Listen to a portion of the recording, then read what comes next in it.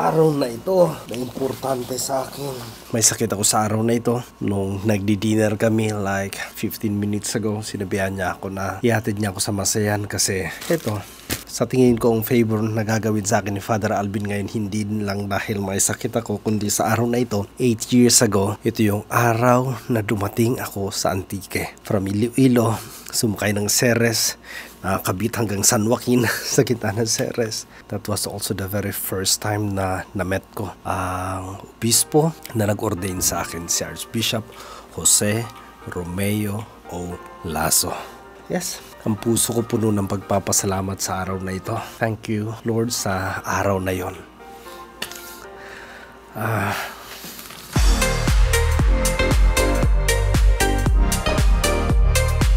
Naisip ko kanina, yung first part ay record ko lang na hindi magiging part ng isang buong vlog. Pero sige, pagpatuloy na natin.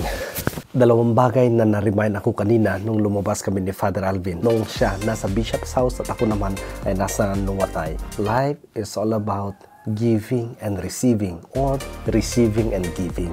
Last month, umuwi ako, nakasama ko, nakapag-join ako sa gathering ng mga kilala ko mga pari, para yun sa akin. Bumisita ako kay ina, para yun sa akin.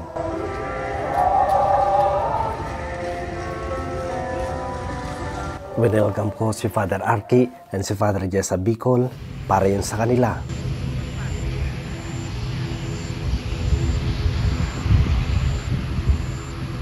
Receiving, giving, yun yon. Yung pag-attend ko ng birthday celebration na ito,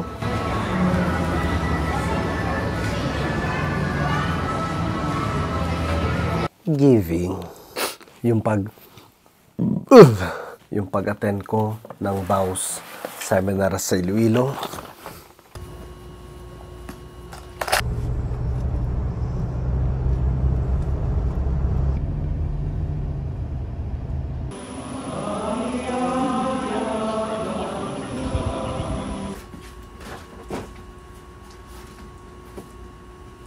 receiving yon.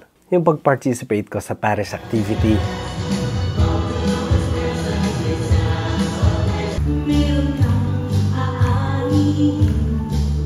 yun na nga yun. Life is all about giving and receiving. Receiving, giving. By the way, kung bago ka sa YouTube channel na ito, makakatulong ang short clip na ito. Narito ako para sa 3 announcements. May bago akong inumpisan sa YouTube channel na to.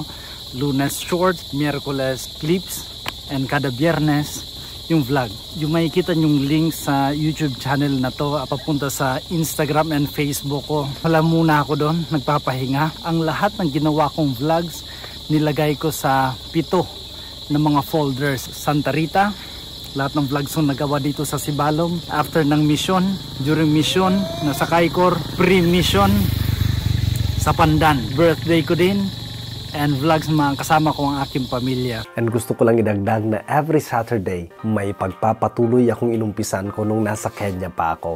What makes you happy? Horizontal dati, ngayon vertical na. Shorts, every Saturday yon. Salamat sa pag-subscribe kung nakasubscribe ka na, sa pag-share kung nagsishare ka ng mga videos ko or pag-like sa mga videos ko. Pag-comment ka din. So si Father Vic na may sakit here, nagpapaalam at nagre-remind, you are blessed, you are a blessing.